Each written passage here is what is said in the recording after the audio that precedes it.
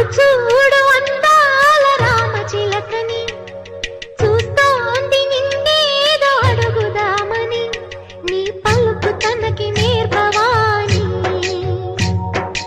ఇటు చూడు చిన్నారి లేడి పిల్లని, పడుతోంది లేస్తోంది ఎందుకో మరి, నీలాగా పరుగు చూపుదామని.